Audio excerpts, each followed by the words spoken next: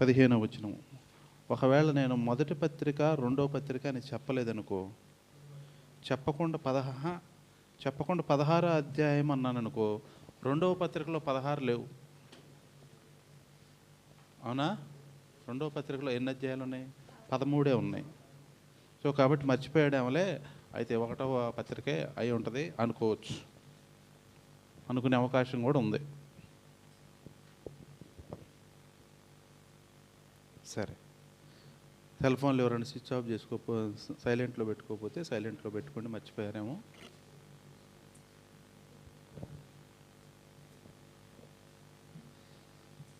మర్చిపోయారు, అది ముఖ్యం. పెట్టుకొని శుభ్రంగా అది మనకు కనపడనీయకుండా సంచిలో పెట్టేస్తే గొడవ లేని పని. అపోస్తలుడైన పౌలు కొరింథీయులకు రాసిన పత్రిక 16వ అధ్యాయము 15వ వచనం. స్టెఫను ఇంటివారు అకయ యొక్క ప్రథమ ఫలమై ఉన్నారనియు వారు పరిశుద్ధులకు పరిచర్య చేయుటకు తమ్మును తాము అప్పగించుకొని ఉన్నారనియు మీకు తెలియను. ప్రార్థన చేసుకుందాం. ప్రేమగల తండ్రి, జీవం కలిగిన దేవా, వందనాలు ప్రభువా, స్తోత్రాలు. కొరింథీయులకు రాసిన పత్రిక 16వ అధ్యాయము 15వ వచనం ద్వారా నాతోనూ మా అందరితోనూ మాట్లాడండి ప్రభువా. హెచ్చరికలు ఇవ్వండి. యోగ్యమైన రీతిలో నీ శరీర రక్త మాంసములలో పాల్పంపులు పొందాలని ఆయన సహాయం దయచేయండి. నీ సన్నిధి కాంతి మా మీద ప్రకాశింపజేయండి. నీ పరిశుద్ధాత్మ సన్నిధి సహవాసము మాతో ఉంచండి. ఏమి నేర్చుకోవాలో మాకు నేర్పించండి ప్రభువా. మేము నేర్చుకోవాలి, మార్చుకోవాలి. వందనాలు, స్తోత్రాలు చెల్లిస్తున్నాం. నేర్చుకునేవారు మాత్రమే కాక చెప్పిన దాన్ని బట్టి మార్చుకునే ఒక మంచి అవకాశమును మాకు దయచేయండి. మంచి మనస్సును దయచేయండి. యేసు నామమున అడుగుచున్నాం తండ్రి, ఆమేన్. అపోస్తలుడైన పౌలు కొరింథీయులకు రాసిన పత్రిక. ఈ పత్రిక ఎక్కడ కూర్చొని రాస్తున్నారు అపోస్తలుడైన పౌలు గారు? ఎక్కడుండి రాస్తున్నారు? ఎఫెస్సిలో ఉండి రాస్తున్నాడు. ఎఫెస్సి పట్టణంలో ఉండి ఈ పత్రిక రాస్తూ ఉన్నాడు. వీళ్ళు విగ్రహారాధికులు. వీరికి ఉత్తరం రాస్తూ ఉన్నాడు. అపోస్తలుడైన పౌలు సుమారుగా ఎన్ని ఉత్తరాలు రాశాడు? 13, 14, 15? విశేష సూచిక చూసినా అర్థమైపోద్ది. 14 రాశాడు. సరే, ఎన్నో కానీ మొత్తానికి ఎక్కువే రాశాడు. 14, 15 రాశాడు. 14 14 రాశాడు. ఈ 14 పత్రికల్లో 14 ఉత్తరాల్లో పెద్ద ఉత్తరం ఇది. ఈ ఉత్తరం చాలా పెద్దది. ఎంతకంటే పెద్దది ఎక్కడ రాయలా. ఈ పెద్ద ఉత్తరం అన్నమాట. ఇక్కడ 15వ వచనంలో, ఇప్పుడు 16వ అధ్యాయం 15వ వచనంలో, స్టెఫను ఇంటి వారు అకయ యొక్క ప్రథమ ఫలమై ఉన్నారనియు వారు పరిశుద్ధులకు పరిచర్య చేయుటకు తమ్మును తాము అప్పగించుకొని ఉన్నారనియు మీకు తెలియను. మీకు తెలియనన్నారు. స్టెఫను ఎప్పుడో రాళ్లతో కొట్టి చంపారు కదా, అవునా? ఎక్కడ? అపోస్తల కార్యాలు 7వ అధ్యాయంలో ఏం జరిగింది? అతన్ని చంపారా లేదా? అపోస్తల కార్యాలు 7వ అధ్యాయము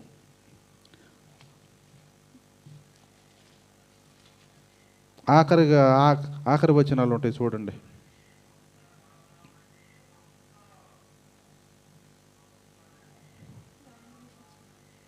ఎక్కడ?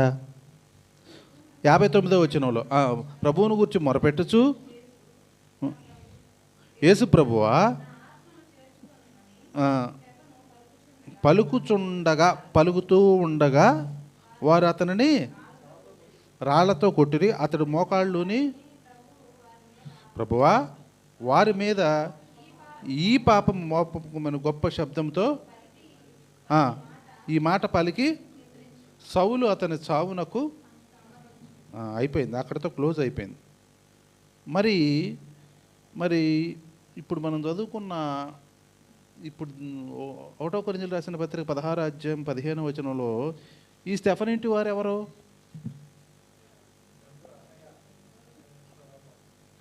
అసలు ఈ స్టెఫనే వేరు.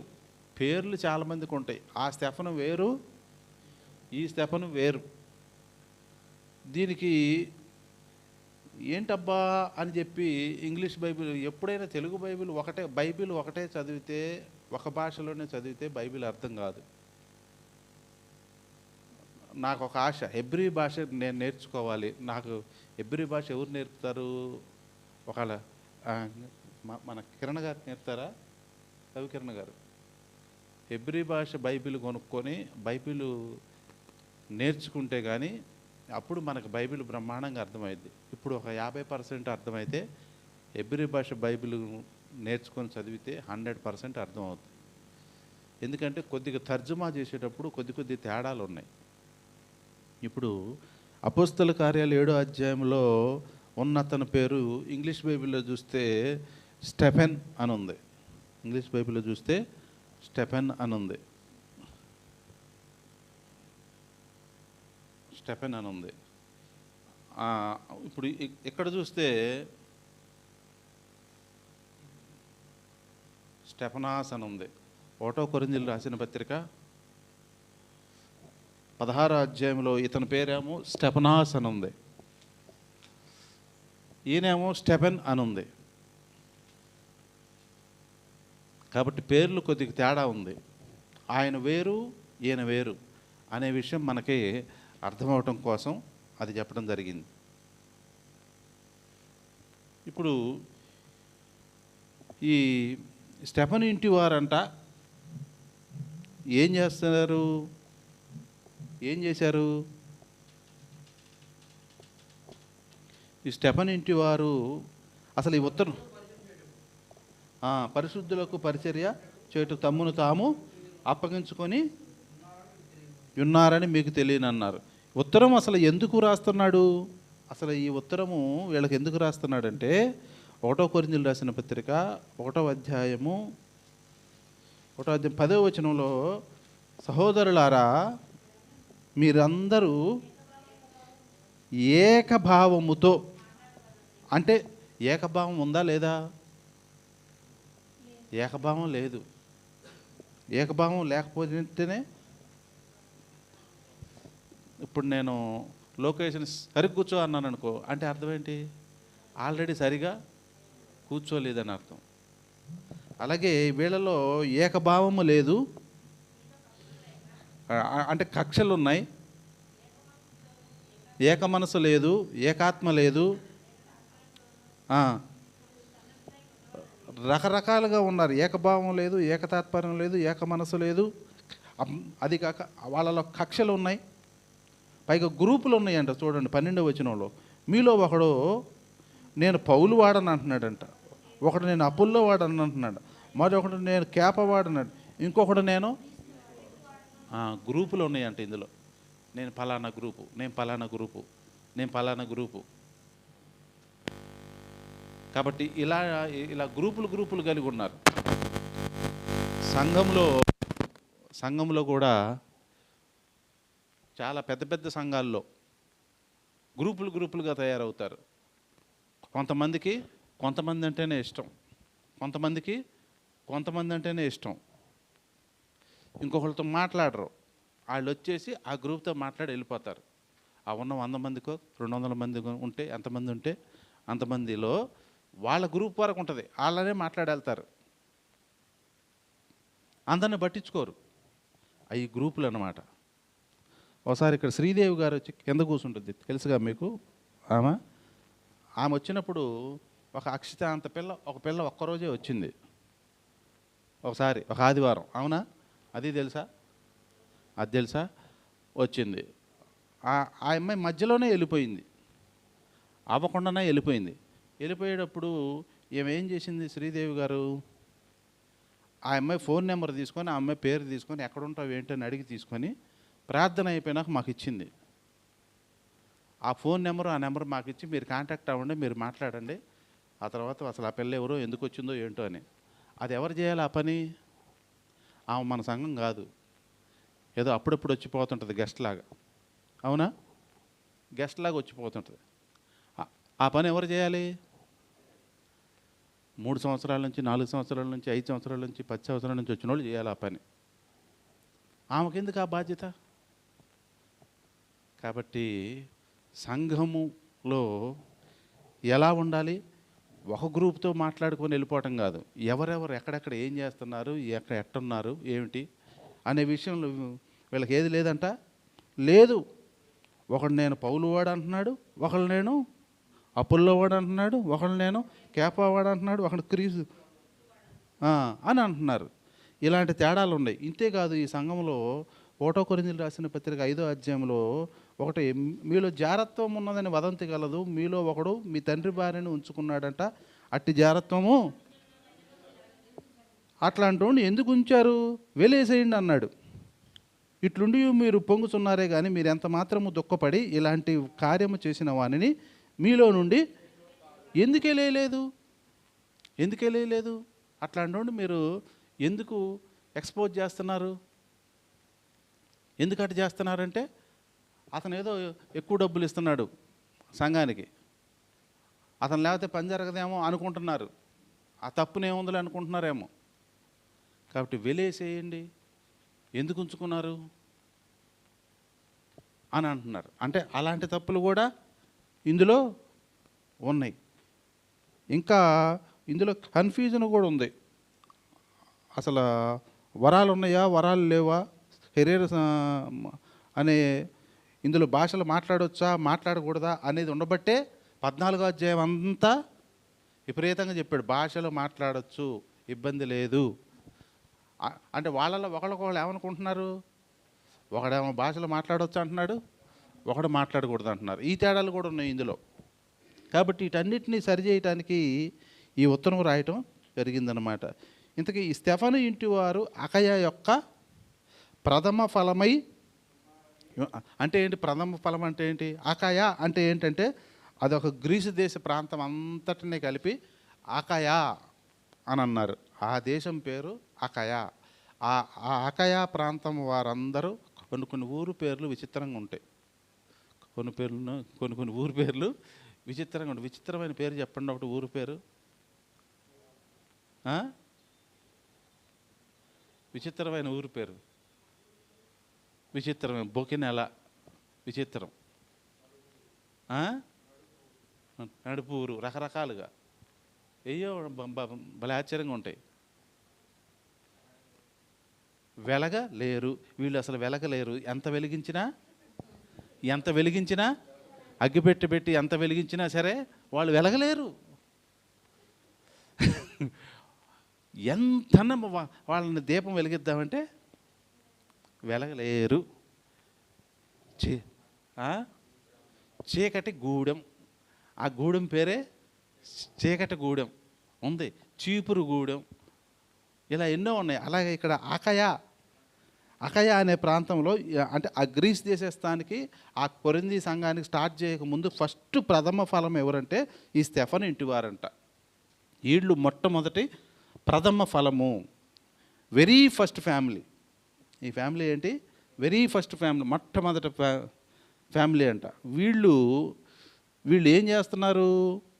ఈ ఫ్యామిలీ అంతా కలిసి స్టెఫను ఇంటి వారు అకయ యొక్క ప్రథమ ఫలమే ఉన్నారని వారు పరిశుద్ధులకు పరిచర్య చేయటకు తమ్మును తాము అప్పగించుకున్నారంట.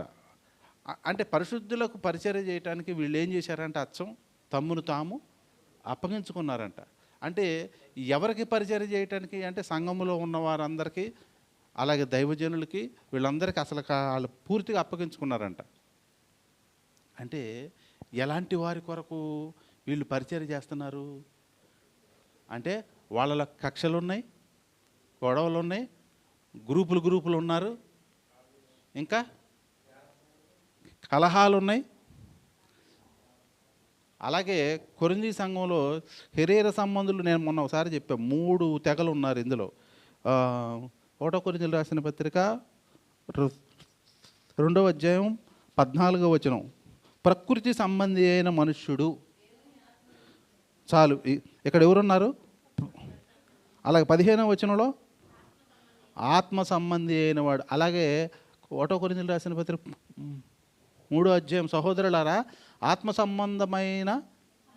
సంబంధులైన మనుషులతో మాట్లాడినట్టు నేను మీతో మాట్లాడకపోతే శరీర సంబంధులైన మనుషులే అనియు. అంటే ఇక్కడ 3 రకాల వాళ్ళు ఉన్నారు. 1 ప్రకృతి సంబంధి, 2 ఆత్మ సంబంధి, 3 శరీర సంబంధులు. 3 రకాల వాళ్ళు ఉన్నారు ఇక్కడ. నేను మొన్న ఒకసారి చెప్పినప్పుడు ఈ 3 రకాలు చెప్పాను. ఇక్కడ 3 రకాల వాళ్ళు ఉన్నారు. అసలు రకరకాల వాళ్ళు ఉన్నారు. కక్షలు ఉన్నోళ్ళు ఉన్నారు, గొడవలు ఉన్నోళ్ళు ఉన్నారు, ప్రకృతి సంబంధులు ఉన్నారు, ఆత్మ సంబంధులు ఉన్నారు. ప్రకృతి సంబంధుల కంటే ఆత్మ సంబంధుల కంటే శరీర సంబంధాలతో మహా ఇబ్బంది, మహా తేడాలు, మహా ప్రమాదాలు ఇవన్నీ జరుగుతాయి. ఇట్లాంటి అవలక్షణాలు ఉన్నోళ్ళందరికీ వీళ్ళు ఏం చేస్తున్నారంట? ఎంత విచిత్రం అండి, ఎంత విచిత్రం. మనకు కొద్దిగా ఒక మనిషిలో 2-3 తేడాలు కనపడితేనే మనం వాళ్ళకి పరిచయం చేస్తామా? అసలు చెయ్యం. చిచ్చి ఎట్లాంటాడు మనకొద్దు. ఇప్పుడు ఈ స్టెఫన్ ఇంటి వారికి మిగతా వాళ్ళ ఇంటి వాళ్ళందరితో ఏమైనా ప్రయోజనం ఉందా? ఏ ప్రయోజనం లేదు. ఏ ప్రయోజనం లేకపోయినా కానీ వీళ్ళు ఏం చేస్తున్నారంట? తమ్మును తాము అప్పగించుకున్నారంట. చూసారా? ఒక్కొక్కసారి మనం అంటాం వీడు వేస్ట్, వీడు వేస్ట్, వీడు అసలు సంఘానికి రావటమే అనవసరం, ఎవ్వరికి పనికిరాడు, ఎందుకు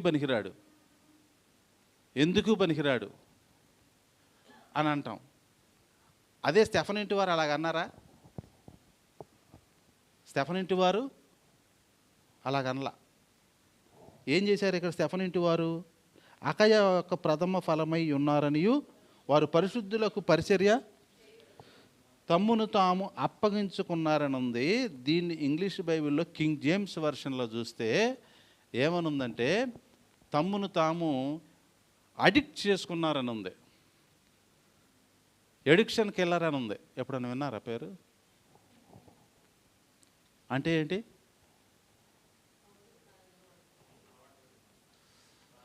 మందు తాగే వాళ్ళకి ఎడిక్షన్ కిల్లర్ అని టీవీల్లో వాటిలో చెప్తూ ఉండేవాళ్ళు ఎక్కువ కదా.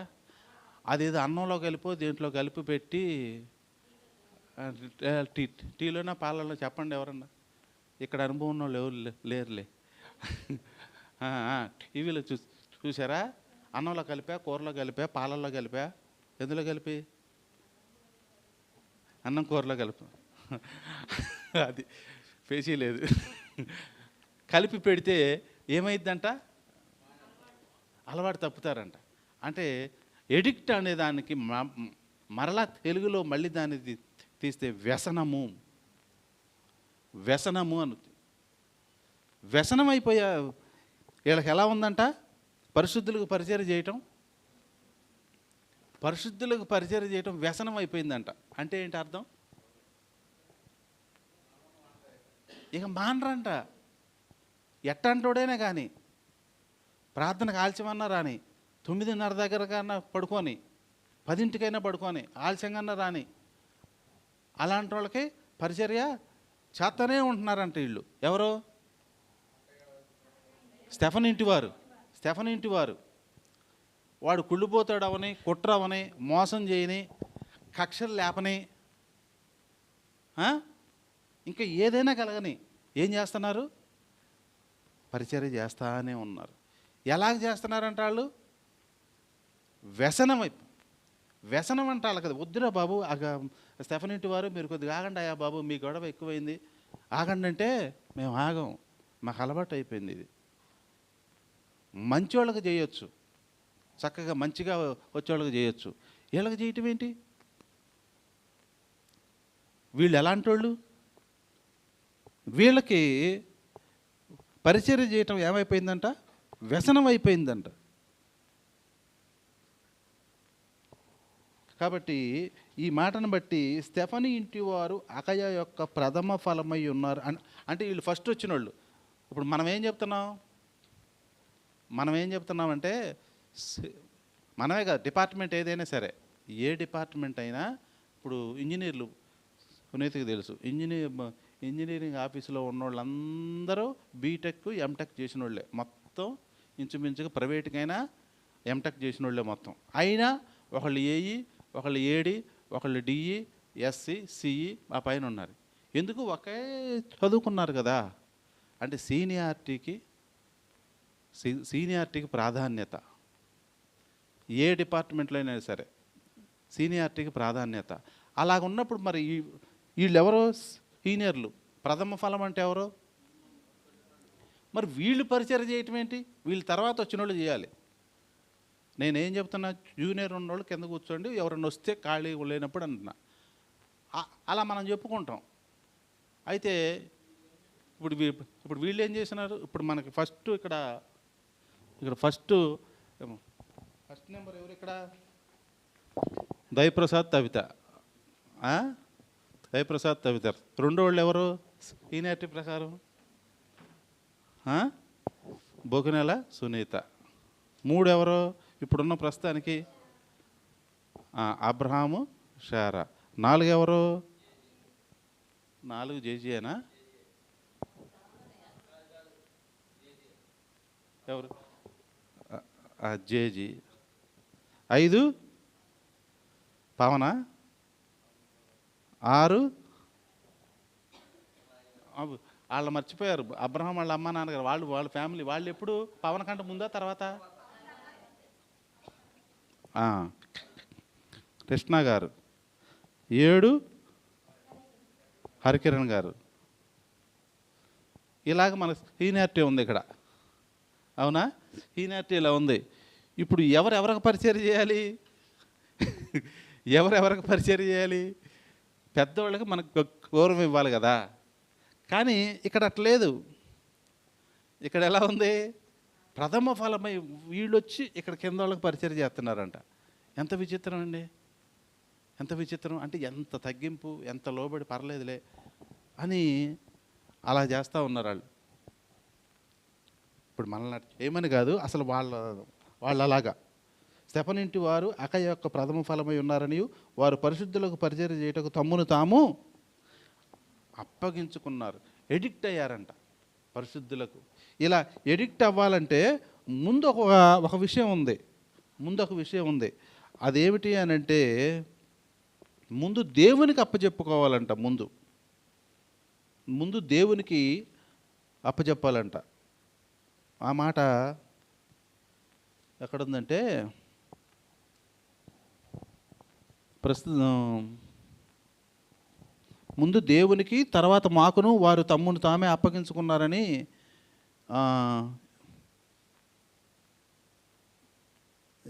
ఎక్కడుందంటే అది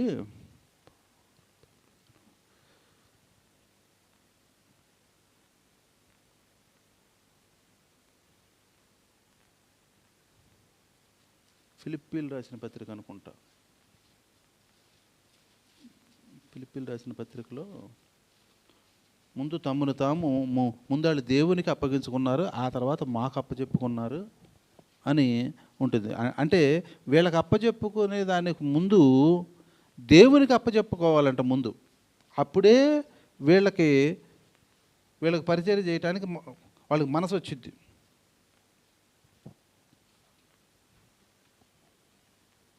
ఫస్ట్ దేవునికి, తర్వాత మాకును వారు తమ్మును తామే అప్పగించుకున్నారని ఉంటుంది.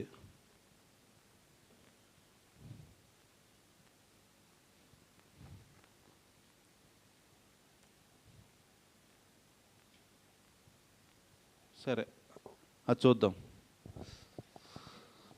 ఇంతకీ వీళ్ళకి వ్యసనం అంట.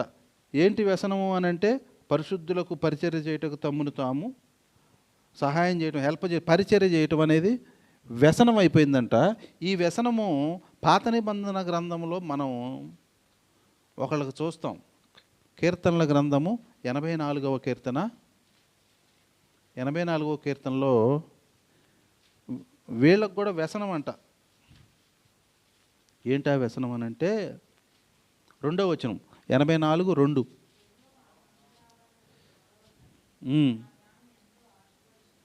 నా ప్రాణం ఎంతో ఆశపడుతున్నది. అది ఏమవుతుందంట వాళ్ళకి? యెహోవా మందిరాలను చూడవలనని వాళ్ళ ప్రాణము ఎంతో ఆశపడుతున్నది, సొమ్మసిల్లుతున్నది. జీవం గల దేవుని దర్శించుటకు నా హృదయమును నా శరీరమును ఆనందముతో ప్రాణం సొమ్మసిల్లి ఎప్పుడు సొమ్మసిల్లిద్ది ప్రాణం? ఏమండి? సొమ్మసిల్లిపోతుందంట. అంటే వాళ్ళకి ఈ కోరహు కుమారులకి దేవుని మందిరాన్ని చూడాలని ఎలా ఉందంట? సొమ్మసిల్లిపోతున్నారంట. అంటే అంత ఆశ. ఇంకా నా హృదయమును నా శరీరమును ఆనందముతో కేకలేస్తుందంట మందిరం చూడాలని, మందిరం దగ్గరకు రావాలని. ఇది కాదా ఎడిక్ట్ అంటే? వీళ్ళు ఎంతగా ఎడిక్ట్ అయ్యారు? వీళ్ళు ప్రాణము సొమ్మసిల్లిపోయేంత ఎడిక్ట్ అయ్యారు. ఇంకా వాళ్ళు చెప్పే మాట 4వ వచనంలో, నీ మందిరమునందు నివసించువారు ధన్యులు, వారు నిత్యము నిన్ను. అలాగే 10వ వచనంలో, నీ ఆవరణంలో ఒక దినము గడుపుట 1000 దినముల కంటే. నీ ఆవరణం అంటే ఏది? ఈ ఆవరణంలో ఒక దినము గడుపుట 1000 దినములు. మరి ఒక దినము ఈక్వల్ టు అంటే 24 గంటలు. ఒక గంట ఈక్వల్ టు 45 రోజులు. ఇప్పుడు మనం రేపు స్తుతి ఆరాధన 6 గంటలు చేద్దాం అనుకుంటున్నాం. 6 గంటలు 6 ఇంటూ 45 2 డేసా? 270 రోజుల కింద లెక్కేసుకుంటాడంట దేవుడు. 272 రోజులు, 70 రోజులు పవను దేవుని సన్నిధిలో ఉన్నాడు అని లెక్కేసుకుంటాడంట. 6 గంటలు ఉంటే అది ఆయన లెక్క. ఆయన లెక్కలు వేరు, మన లెక్కలు వేరు. మన లెక్కలన్నీ కాకి లెక్కలు. ఆయన లెక్కలు వేరు. కాబట్టి ఈ కోరహు కుమారులు ఏం చేస్తున్నారంటే కోరహు కుమారులకి ఎంత ఆశ ఉందంట? ఆనందముతో కేకలు వేస్తున్నారంట. సో వీళ్ళకి కూడా ఇప్పుడు ఎలా ఉంది? ఈ స్టెఫన్ ఇంటి వారికి ఇప్పుడు 2వ కొరింథీయులకు రాసిన పత్రిక 8వ అధ్యాయము 5వ వచనం. 2వ కొరింథీయులకు రాసిన పత్రిక 8వ అధ్యాయం 5.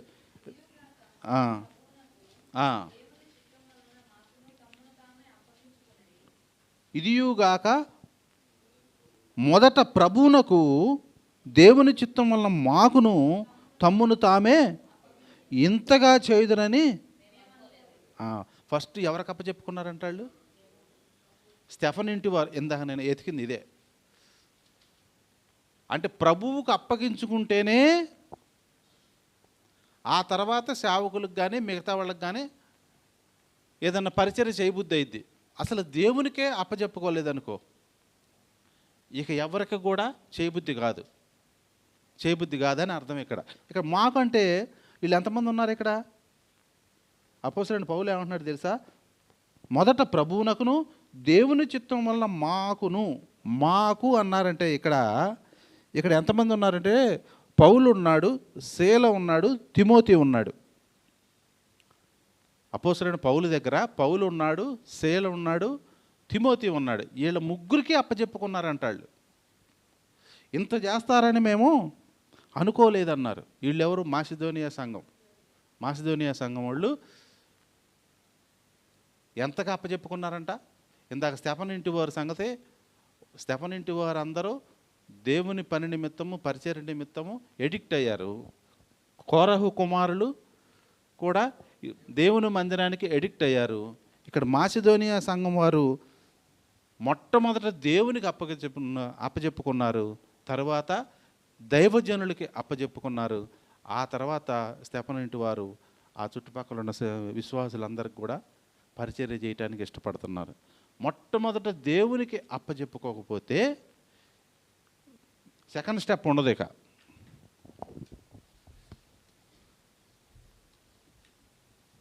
మొట్టమొదట దేవునికి, ఆ తర్వాత దైవజనులకి, ఆ తర్వాత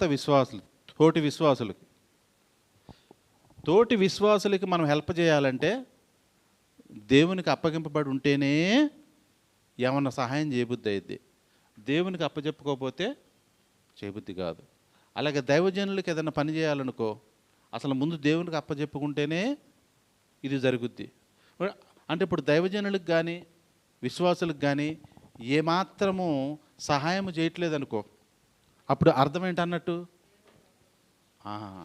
అప్పుడు దేవునికి అప్పచెప్పుకోవాలా. దేవునికి అప్పచెప్పుకోవటం అంటే ఏమిటి?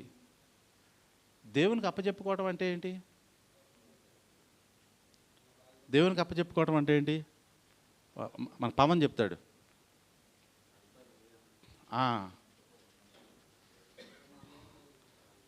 పవన్ గారు మీకు కొద్ది గడ్డం తీసేయండి అని నేను చెప్పాను అనుకో, లేదండి మీకు తెలియదు గడ్డం అసలు ఎంత, మీరు కూడా పెంచుకోండి అని అంటే దాన్ని అప్పగించుకోవటమా? దాన్ని అప్పగించుకోవటం కాదు.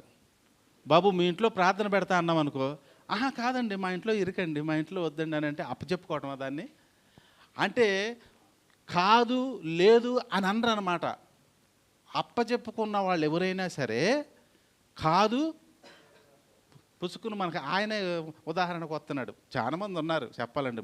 మీరు మీ ఫోకస్ అంతా నా మీదే ఉంటుందని అతను బాధపడతాడేమో. కాబట్టి చెబుతున్నా, ఎవరైనా సరే అప్పచెప్పుకోవటం ఏంటంటే వాక్యము ఇదిరా బాబు, వాక్యం ఇలా ఉంది అని చెబుతున్నప్పుడు దాన్ని ఊకొట్టి ఓకే మంచిదే బాగా చెప్పారని వెళ్ళిపోయారనుకో, అది అప్పచెప్పుకోవటం కాదు. దేవునికి అప్పచెప్పుకోవటం అంటే ఏంటంటే వాక్యానికి అప్పచెప్పుకోవటం. ఈ స్టెఫెనింటి వారు మొట్టమొదట చాలా క్లియర్గా ఉంది కదా, మొదట ప్రభువునకును దేవుని చిత్తము వలన మాకును తమ్మును తామే అప్పచెప్పుకున్నారు. కాబట్టి మొట్టమొదటిగా దేవునికి అప్పచెప్పుకుంటే దైవజనులకి అప్పచెప్పుకుంటారు. ఆ తర్వాత విశ్వాసం. ఇది స్టెప్పులు అన్నమాట, 3 స్టెప్పులు. కాబట్టి వీళ్ళు ఏం చేశారంట, ఈ స్టెఫెనింటి వారు దేవునికి అప్పచెప్పుకున్నారు. అసలు వ్యసనం అయిపోయిందంట వాళ్ళకి. ఇలా అవటానికి గల కారణం ఏంటి అని అంటే దేవుని వాక్యానికి సులభంగా లోబడ్డారంట. అంటే అక్కడంతా హిందువులే, విగ్రహారాధనే. అపోస్తలుడైన పౌలు మొట్టమొదటిగా ఆ ఊరు వెళ్ళినప్పుడు, అకయా ప్రాంతానికి వెళ్ళినప్పుడు ఈజీగా లోబడ్డాడంట. బాబు యేసు ప్రభు అని ఆయన ఉన్నాడు, ఆయన నిజదేవుడు రక్షకుడు, ఈ విగ్రహాలు కాదు, ఇవన్నీ కాదు, నిజదేవుడు ఆయన్నే నమ్ముకోవాలి అని చెప్పినప్పుడు ఆ మాటకి వెంటనే లోబడ్డారంట. అంటే సులభంగా లోబడేది ఏంటి? దేవుని వాక్యంలో ఉంది.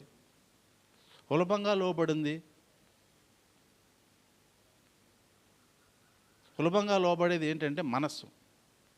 ఈజీగా వాళ్ళు చెప్పిన వెంటనే వీళ్ళు ఏం చేశారంటే దేవుని వాక్యమును అంగీకరించారు.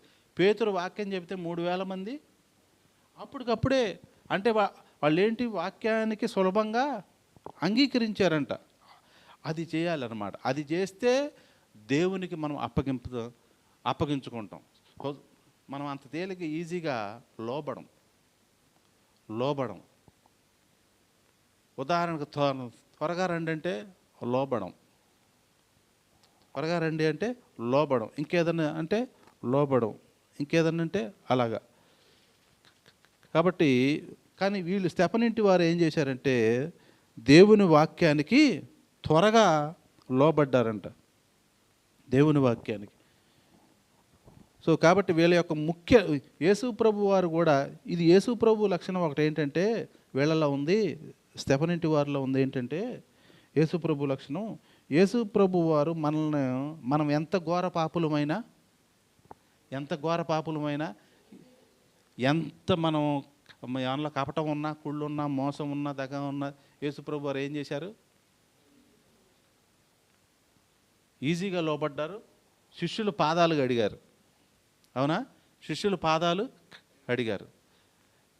అంటే లోబడిన వారికి కూడా వీళ్ళ వల్ల నాకేం ప్రయోజనం లేదు అని అన్న తర్వాత కూడా యేసు ప్రభు వారు తన కొరకు ప్రాణం పెట్టారు. ఈ లక్షణం ఎవరికి ఉందంట? ఈ లక్షణం ఎవరికి ఉంది? స్టెఫెనింటి వారికి ఉంది. అవునా? సంఘంలో ఏమున్నాయి? కక్షలు, గొడవలు, గ్రూపులు, రకరకాలుగా అన్నీ ఉన్నాయి. అన్నీ ఉన్నా కానీ వీళ్ళు ఏం చేస్తారంట?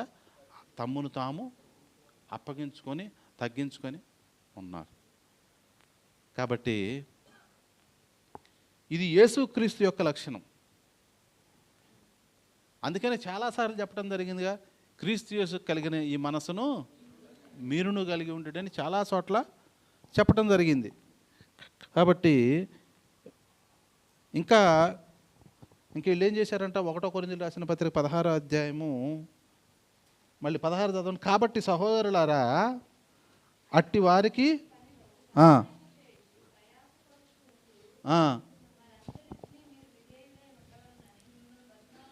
ఎవరు చెప్తున్నాడు, ఎవరు విధేయులై ఉండాలంట? ఓ కొరింథీ సంఘం వాళ్ళారా, మీ అందరికీ నేను ఉత్తరం రాస్తున్నాను. మీకు పరిచర్య చేస్తున్నారు ఎవరంటే స్టెఫన్ ఇంటి వారు. వాళ్ళు ప్రథమ ఫలం. వాళ్ళు చెప్పినట్టు చేయండి, వాళ్ళని సన్మానించండి, వాళ్ళు చెప్పినట్టు చేయండి అని చెప్తా ఉన్నాడు. ప్రేమించటానికి ఒక్క లక్షణం లేకపోయినా స్టెఫన్ ఇంటి వారు పరిచర్య చేయటానికి విపరీతంగా వారు ఇష్టపడతా ఉన్నారంట, విపరీతంగా ఇష్టపడుతున్నారంట. ఇప్పుడు తోటి వారికి సహాయం చేయాలనేది మనం చెప్పటం కాదు. గలతీయులకు రాసిన పత్రిక 6వ అధ్యాయము 2వ వచనం, 1 కూడా చదవండి పోనీ.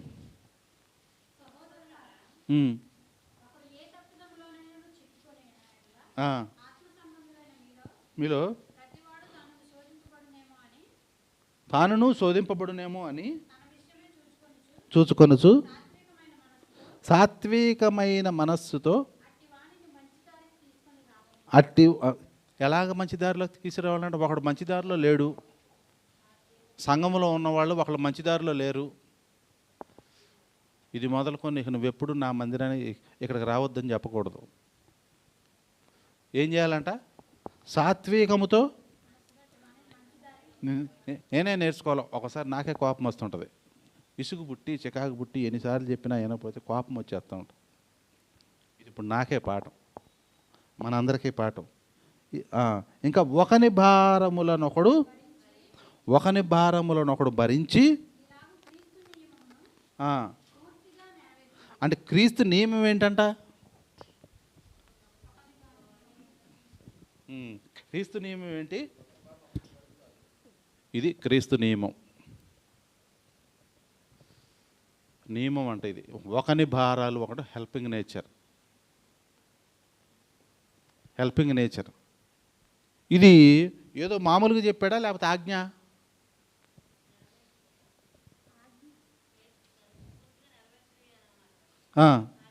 ఇది ఆజ్ఞ. ఒకరికొకరు సహాయం చేసుకోండి అనేది ఆజ్ఞ. ఇది ఒక ఆజ్ఞ. కాబట్టి ఒకని భారములను ఒకడు భరించి ఇలాగ క్రీస్తు నియమాన్ని పాటించండి. కాబట్టి ఈ స్టెఫన్ ఇంటి వారు ఏం చేస్తున్నారంట? ఒకని భారములు ఒకడు భరించి క్రీస్తు నియమాన్ని పాటిస్తున్నారంట. అంటే ఒకరు హెల్ప్ చేసేటప్పుడు వాళ్ళు ఏమనుకుంటున్నారంటే, నేను వీళ్ళకి సహాయం చేయట్లా, వీళ్ళకి సహాయం చేస్తున్నాను లేదో అది పక్కన పెట్టేసి వాళ్ళ ఉద్దేశం, కాన్సన్ట్రేషన్ ఏముందంటే, నేను క్రీస్తు నియమాన్ని పాటిస్తున్నాను అటు చూస్తున్నారు. వాళ్ళు ఇటు పని చేసుకుంటా అటు చూస్తున్నారు. కాబట్టి చూసారా, వాళ్ళ ఉద్దేశం ఏంటి? నేను క్రీస్తు చెప్పింది చేస్తున్నా, దేవుడు నాకు చెప్పిన పని నేను చేస్తున్నా అంటున్నారు. ఒక పక్కన వీళ్ళకి వీళ్ళు మంచోళ్ళ కాదా, వీళ్ళకి మనం చేయొచ్చా, వీళ్ళు యోగ్యులేనా అనేం అనుకోవట్లేదు. ఇది ఎంత కష్టం! ఇది మనం ఇప్పుడు అనుకోవటమే కానీ ఎంత కష్టం! ఇది చాలా కష్టం. యేసుప్రభు వారు అట్ట కదా, ఇతను నప్పచెప్పుకునే యోధాని 3.5 సంవత్సరాలు పక్కన పెట్టుకున్నాడు. ఎంత కష్టం అది! కాబట్టి అది మనం కూడా నెరవేర్చాలి, అది మనం చేయాలి. నేను చేయాలి, ముఖ్యంగా నేను చేయాలి. కాబట్టి క్రీస్తు నియమాన్ని మనం పాటించాలి. ఇంకొక మాట, 1వ యోహాను పత్రిక 3వ అధ్యాయంలో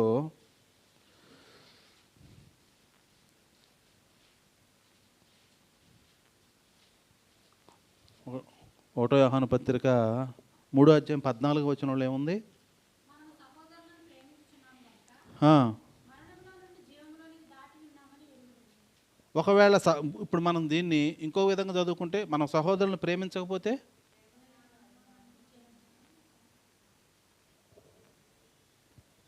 1 యోహాను 3:14 మనము సహోదరులను ప్రేమించున్నాము గనుక మరణములో నుండి జీవంలోకి దాటాం. ఒకవేళ మన సహోదరులను ప్రేమించట్లేదనుకో, మరణం నుంచి జీవంలోనికి దాటం. అంటే మనకు జీవం వచ్చింది అనుకుంటున్నాం, ఒట్టిదే.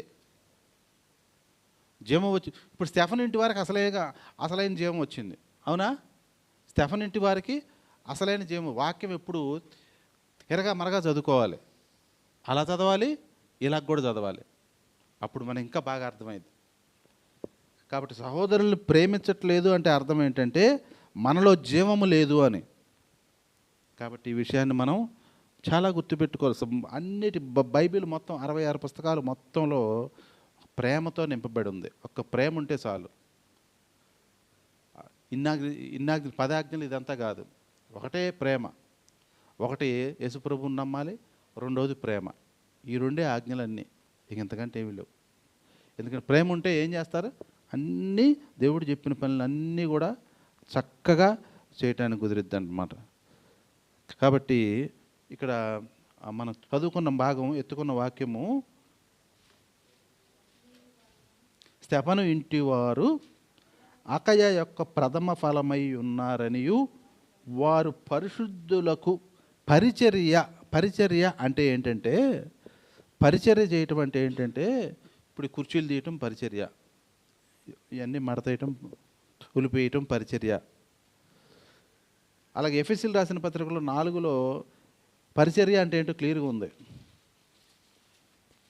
ఎఫెసీయులకు రాసిన పత్రిక 4వ అధ్యాయం 12వ వచనంలో,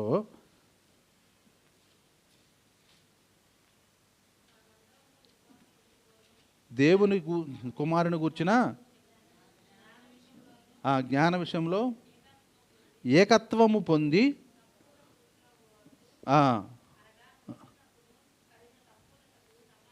క్రీస్తునకు కలిగిన సంపూర్ణతకు సమానమైన సంపూర్ణత కలవారమగు వరకు.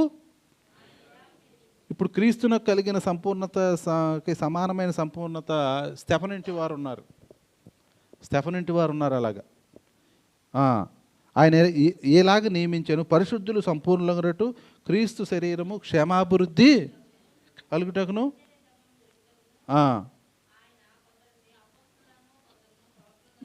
ఇదంతా పరిచర్య ధర్మము చక్కగా జరగాలంటే కొందరు అపోస్తులు ఉండాలి, కొందరు ప్రవక్తలు ఉండాలి, కొందరు సువార్తికులు ఉండాలి, కొందరు కాపలు ఉండాలి, కొందరు ఉపదేశకులు ఉండాలి. వీళ్ళందరూ ఉండాలి. అప్పుడు దాన్ని పరిచర్య అంటారు. కాబట్టి ఈ పరిచర్య ధర్మము అని అంటే ఇంగ్లీష్ బైబిల్లో ఇంకొక మాట ఏముందంటే, ఇక్కడ పర్ఫెక్ట్లీ అని ఉంది. పర్ఫెక్ట్లీ అంటే ఇంకొక మాట ఏముందంటే అతికించటం అంట. చిరిగిపోయిన దాన్ని అతికించేదాన్ని పరిచర్య అంటారంట. విడిపోయేదాన్ని అతికించేదాన్ని పరిచర్య అంటే, ఎవరికన్నా ఇద్దరికి కొద్దిగా భావాలు కలవలేదనుకోండి, ఇబ్బంది కలిగించింది అనుకోండి, వాళ్ళిద్దరిని ఏం చేయాలి? ఇప్పుడు పవన్కే నాకు పట్టలేదు అనుకోండి, మళ్ళీ పవనే ఎదురు కూర్చున్నాం. సరే లోకేష్కి నాకు పట్టలేదు అనుకోండి, సునీత ఏం చేయాలి? సునీత ఏం చేయాలంటే, అన్న ఎప్పుడెట్టే కోపంగా మాట్లాడతాడు. చూస్తున్నాను, నేను కూడా చూస్తున్నా చాలా రోజుల నుంచి ఎట్టే మాట్లాడతాడు. చూస్తా ఎంతకాలం అంటే మాట్లాడతాడు చూస్తా. అది పరిచర్య కాదు. కాబట్టి పరిచర్య ధర్మం అంటే ఏంటంటే, ఇంగ్లీష్ బైబిల్లో ఉన్న అర్థం అతికించటము.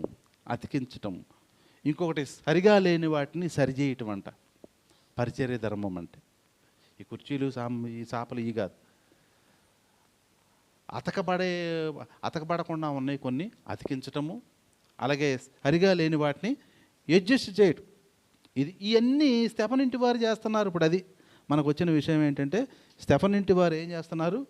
ఇవన్నీ చేస్తున్నారు. కాబట్టి ఈ స్టెఫను ఇంటి వారు అకయ యొక్క ప్రథమ ఫలమై ఉన్నారని వారు పరిశుద్ధులకు పరిచర్య చేయుటకు తమ్మును తాము అప్పగించుకున్నారు. సో ముందు వాళ్ళకి వాళ్ళు అప్పచెప్పుకోవాలంటే దేవునికి అప్పచెప్పుకోవాలి, వాక్యానికి అప్పచెప్పుకోవాలి. అది చేయాలి. వాక్యానికి అప్పచెప్పుకోవాలి. వాక్యం ఎలా ఉంటే అలా చేయాలి. అప్పుడు అప్పగించుకోవటం. ఎప్పుడైతే వాక్యానికి అప్పచెప్పుకుంటామో ఆటోమేటిక్గా దైవజనులకు అప్పచెప్పుకుంటాం. దైవజనులకు అప్పచెప్పుకుంటాం. ఆ తర్వాత విశ్వాసులందరికీ చక్కగా కలివిడిగా ఉంటూ వాళ్ళకి సహకారాలు చేస్తూ ఉంటాం. ఇందాక ఆయర్ గారు చెప్పారు, మా దగ్గర మేము ఎక్కడో ఉండే దగ్గర చర్చి దగ్గర ఎప్పుడైనా సంఘంలో భోజనాలు అంటే ఎవరు రారు సహాయం చేయడానికి. మాకు చికాకు పుట్టింది, నువ్వు చేయని అని చెప్పి తప్పించుకొని పోతూ ఉంటారంట. నేను అన్నాను, మా సంఘంలో అట్ట కాదు, ఇక్కడ సంఘంలో అట్ట కాదు, అందరూ వస్తారు. ఎవరు ఇక్కడ మందిరంలో పని అంటే అందరూ వస్తారు, అందరూ పని చేసుకుంటాం, అందరం వండుకుంటాం, అందరం తింటాం అని చెప్పాను. కాబట్టి పరిచర్య ధర్మం అంటే ఒకరికొకరు అన్ని విషయాల్లో సహాయం చేసుకోవాలి.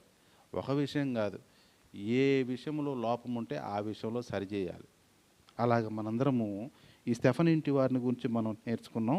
ప్రతి ఒక్కరూ మనందరం కూడా ఇప్పుడు ఇక్కడ స్టెఫను ఇంటి వారు అని ఉంది, రేపొద్దున పలానా కరుణాకరు ఇంటి వారు అని చెప్పి బైబిల్ ఇంకొక బైబిల్ గ్రంథం తయారవుతుంది. పరలోకంలో ఇంకొక పుస్తకం తయారవుతుంది. ఆ పుస్తకంలో మన ఎన్ని ఉంటాయంటే మనం రాసినవన్నీ, మనం ప్రార్థన చేసేటప్పుడు కన్నీళ్లు కూడా నీ కవిలలో దాచబడి ఉన్నవి అని ఉంది. మనకు ఒక పుస్తకం తయారైద్ది అక్కడ. ఆ పుస్తకంలో ఇప్పుడు ఈ స్టెఫను ఇంటి వారికి మనం ఎలా చదువుకుంటున్నామో మునుపు జరిగినవే మళ్ళీ జరుగును. ఖచ్చితంగా మనకు ఒక పుస్తకం ఉంటుంది, మనకు ఒక చాప్టర్ ఉంటుంది అక్కడ. ఆ పుస్తకం విశ్వమంతా ఇదైతే ఇప్పుడు ఈ బైబిల్ అయితే ఒక భూప్రపంచానికి మాత్రమే. ఇది మనకు రాసే పుస్తకం అక్కడ విశ్వం అంతటికి అదే నాంది అవుద్ది అనమాట, అదే ముఖ్యమై అవుద్ది అనమాట. అందులో మన పేర్లు ఇలా ఉన్నప్పుడు విశ్వమంతా చెప్పుకుంటారు. పుస్తకం ఉందని బైబిల్లో చాలాసార్లు ఉంది, పుస్తకంలో ఇలా నీ పేరు రాయబడుద్ది ఉండదని చాలాసార్లు ఉంది. కాబట్టి అలా ఇది చూసి మనం ఎలాగైతే నేర్చుకోవాలనుకుంటున్నామో రేపు పరలోకంలో మన పేర్లు మన పనులు కూడా ఇతరులు చూసి నేర్చుకోవాల్సిన అవసరము ఉన్నది. కాబట్టి దీన్ని బట్టి ఒకసారి మనం కూడా స్టెఫను ఇంటి వారుగా మనం ఉందాం. అలాగే మన జీవితాలు సరి చేసుకుందాం. దేవుడి మాటలు దీవించును గాక. ఆమెన్. ప్రార్థన.